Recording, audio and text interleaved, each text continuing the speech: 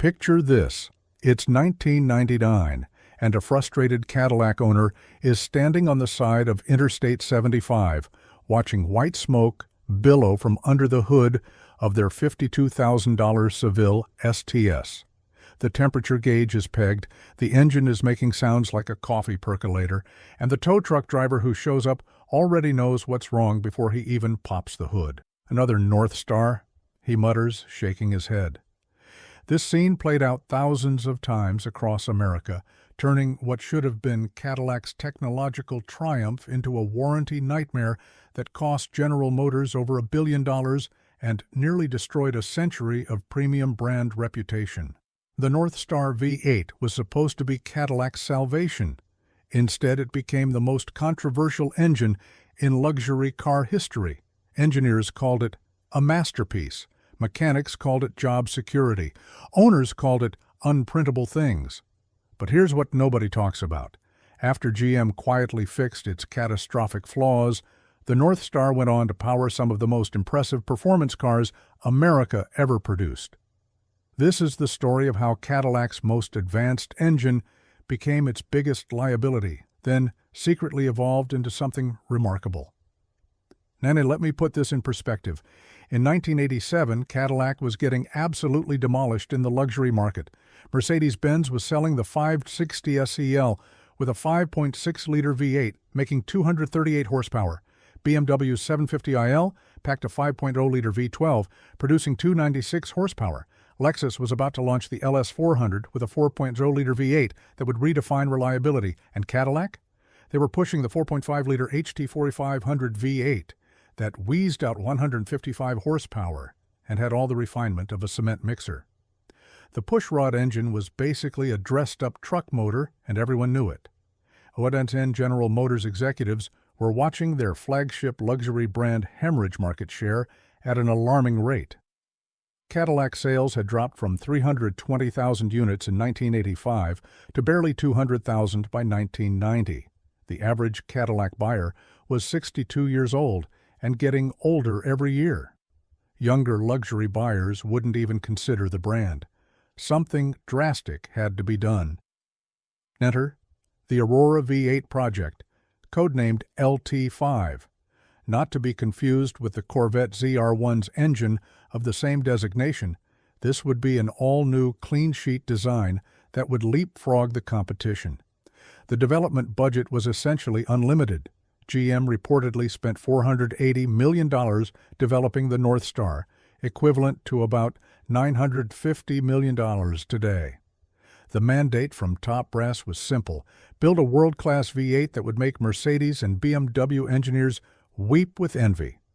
The specifications they targeted were ambitious for 1987.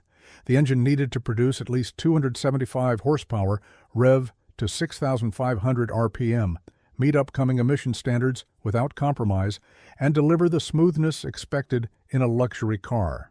But here's where it gets interesting. The engineers decided to go with dual overhead cams, 4 valves per cylinder, and an aluminum block with aluminum heads. In 1987, this was exotic supercar territory. Wantin and the team, led by Chief Engineer John Fritz, made several radical decisions that would come back to haunt them. First, they chose to use cast iron cylinder liners in the aluminum block, but these liners would be cast in place during the block manufacturing process. This saved weight and improved heat transfer, but created a metallurgical time bomb. Second, they decided to use TTY head bolts, torque-to-yield bolts that stretch when tightened and can only be used once. These provided more consistent clamping force, but had a critical weakness. Third, and this is the killer, they designed the engine with incredibly tight piston-to-wall clearances to reduce noise and improve efficiency. And then the first running prototype fired up in 1989, and the numbers were staggering. The 4.6-liter version produced 295 horsepower at 6,000 RPM and 290 pound-feet of torque at 4,400 RPM. The compression ratio was 10.3.1, extremely high for the era.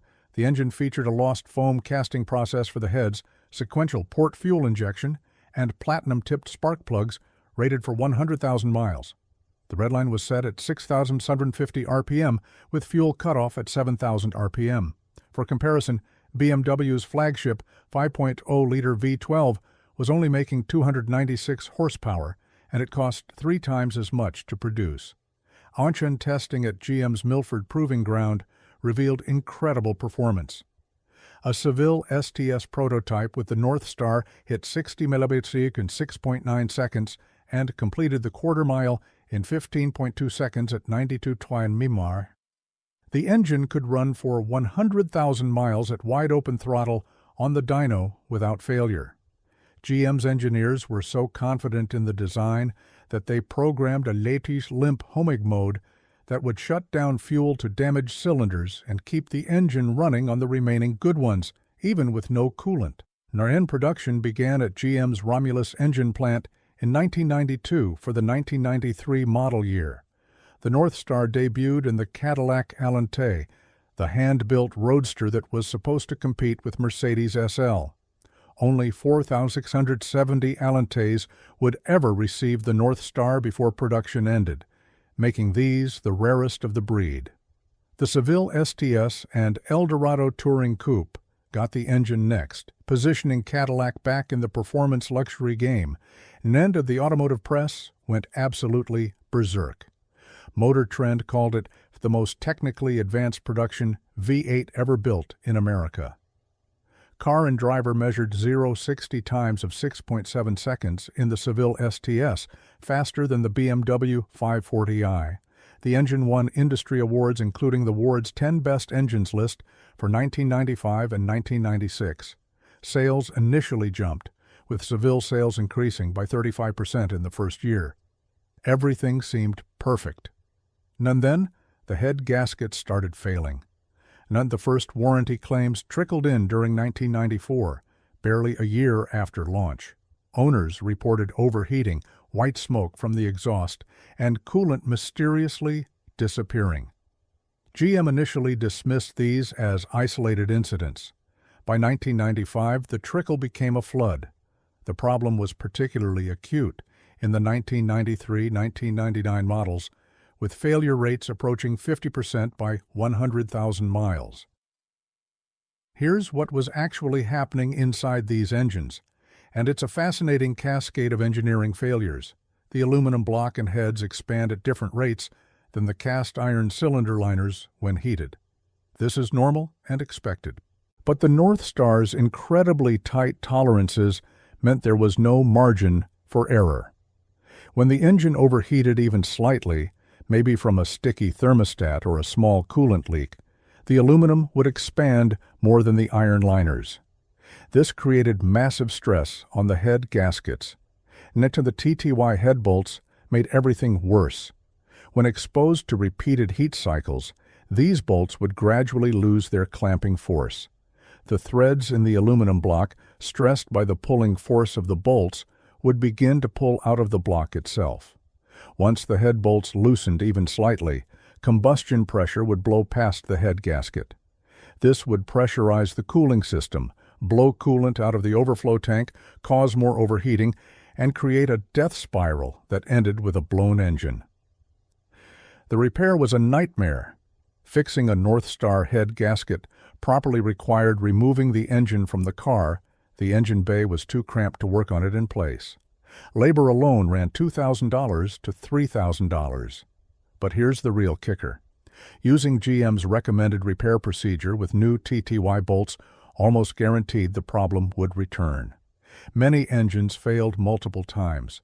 Some dealers started using aftermarket thread inserts, essentially installing steel threads in the aluminum block, but GM wouldn't cover this under warranty. The situation got so bad that GM secretly extended warranties and issued technical service bulletins that they didn't publicize.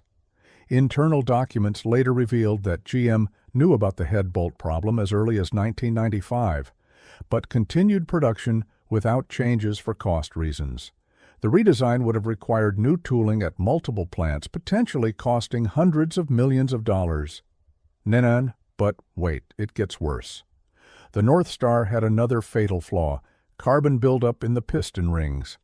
Those super tight piston clearances that made the engine so smooth and quiet also prevented the rings from properly sealing when carbon deposits formed. This led to massive oil consumption. Some engines burned a quart every 500 miles. Owners would run low on oil, the engine would overheat, the head gaskets would blow, and there's your $8,000 repair bill on your $50,000 Cadillac. Dianch Ut NN by 2000. Northstar engine failures had become so common that independent repair shops specialized in nothing else. Companies like Northstar Performance in Arizona and Jake Raby's Flat 6 Innovations developed cottage industries around fixing GM's mistakes. They offered upgraded head studs, improved gaskets, and modified cooling systems. A proper bulletproofing job cost $4,000 to $6,000, but actually fixed the problems permanently. The financial impact on GM was staggering. Warranty claims alone exceeded $500 million, but the real damage was to Cadillac's reputation. J.D. Power reliability ratings for Northstar-equipped vehicles plummeted. The Seville dropped from above-average reliability to dead last in its class. Consumer Reports put the Northstar on its checkered worst engines list. Resale values collapsed. A 3-year-old Seville STS lost 60% of its value, compared to 40% for a comparable BMW 5 Series, where the story takes an unexpected turn. In 2000, GM quietly introduced the 2000 Updatix to the Northstar. They changed the head bolt design, improved the thread engagement in the block, revised the gasket material, and modified the piston rings. They didn't advertise these changes. Doing so would have admitted the earlier engines were flawed, but the improvements were dramatic. Post-2000 Northstars had failure rates below 10%, approaching normal industry standards. And then, in 2004, GM did something nobody expected. They took the improved Northstar architecture and created the supercharged Northstar for the Cadillac XLR-V and STS-V. This wasn't just adding a blower to the existing engine. They strengthened everything: forged pistons, stronger connecting rods, improved cooling, better head bolts. The supercharged version made 469 horsepower and 439 pound-feet of torque. The STS-V could hit 60 mph in 4.6 seconds and top 170 mph. It was faster than the contemporary BMW M5 in a straight line. The engineering in the supercharged Northstar was genuinely impressive. The Eaton M122 supercharger was integrated into the intake manifold, creating an incredibly compact package. The intercooler system used a separate cooling circuit with its own radiator. Compression was dropped to 9.0.1 to handle 12 psi of boost. The engine management system had knock sensors for each cylinder and could adjust timing individually. This was Formula One level sophistication in a production sedan as Northstar. But here's what really vindicated the Northstar design: its racing success that nobody talks about. Between 2004 and 2009, Northstar-powered prototypes dominated IMSA racing. The Riley-built Daytona prototypes with Northstar power won 5 consecutive Grand Am championships. These race engines, built by GM Performance, made over 500 horsepower naturally aspirated and could run 24 hours at Daytona at full throttle. Wayne Taylor Racing's Northstar-powered Riley won the Rolex 24 at Daytona 3 times. To the Northstar also found its way into some genuinely weird applications. Mosler Automotive used supercharged Northstars in their MT900 supercar, making 600 horsepower in race trim.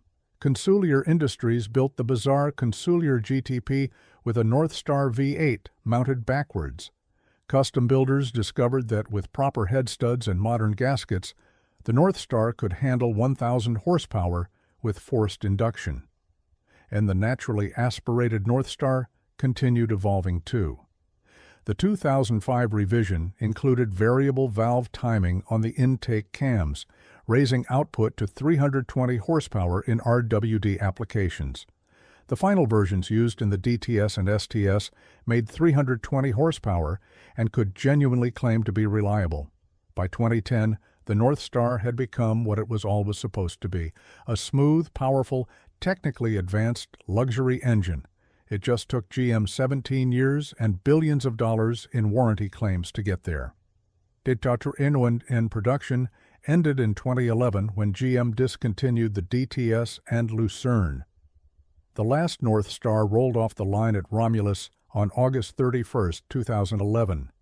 Over its 19-year production run, GM built approximately 2.5 million Northstar engines.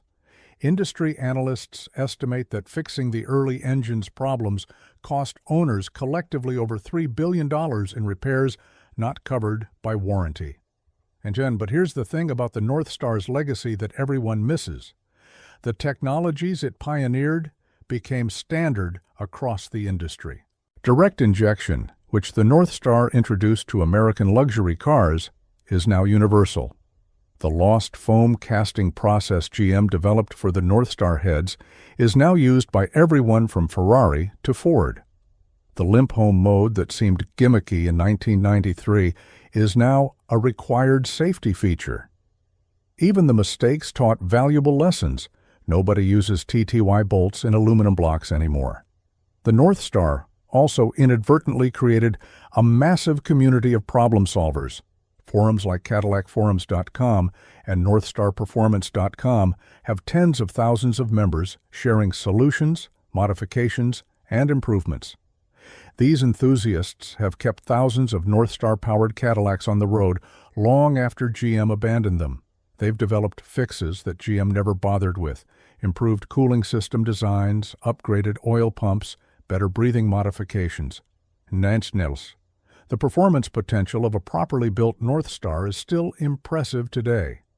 Jake Raby's company has built naturally aspirated Northstars, making over 400 horsepower with improved heads and cams. Turbo builds regularly exceed 700 horsepower on stock internals with proper head studs. The engine's over-square design, 93mm bore and 84mm stroke, loves to rev. Built race engines spin to 8,500 RPM.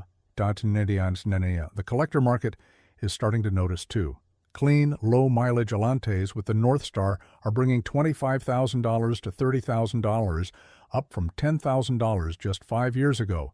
The supercharged XLR-V, which nobody wanted when new, now sells for more than its original sticker price. Even the problem children, the early Sevilles and Eldorados, are finding buyers who appreciate their combination of performance and complexity. What can we learn from the Northstar saga? First, that brilliant engineering means nothing if you can't execute the basics. The Northstar's advanced features were undermined by fundamental failures in materials and assembly. Second, that reputation damage lasts far longer than mechanical problems. Cadillac is still recovering from the Northstar's reputation 30 years later. Third, that GM's corporate culture of the 1990s, where admitting problems was worse than having problems, nearly destroyed one of America's most storied brands. The modern parallel is instructive. Today's direct-injection turbocharged engines are incredibly complex, with tight tolerances and multiple failure points. Many require expensive carbon cleaning services every 30,000 miles. Timing chain problems plague numerous modern engines. We might look back at today's engines the same way we view the Northstar, impressive technology undermined by predictable failures. Now, the Northstar represents a unique moment in automotive history. It was simultaneously too advanced and too flawed, too ambitious and too compromised. It showcased American engineering capability while exposing American manufacturing incompetence. It nearly killed Cadillac, but also proved the brand could compete with anyone on pure performance. In the end, the Northstar V8 stands as one of the most important cautionary tales in automotive history. It reminds us that specifications on paper mean nothing if the engine launches itself at 60,000 miles. It proves that customer trust, once broken, takes decades to rebuild. But it also demonstrates that even flawed designs can achieve greatness when properly executed. The supercharged Northstar that powered the XLR-V to 170 mph was essentially the same architecture that was blowing head gaskets in 1994 Sevilles. The difference was that GM finally listened to their engineers instead of their accountants. On Earth End today, when you see a Northstar-powered Cadillac on the road, you're looking at a survivor. Either the owner has spent thousands bulletproofing it, or they're driving one of the later improved versions. Either way, that car represents a fascinating piece of engineering history.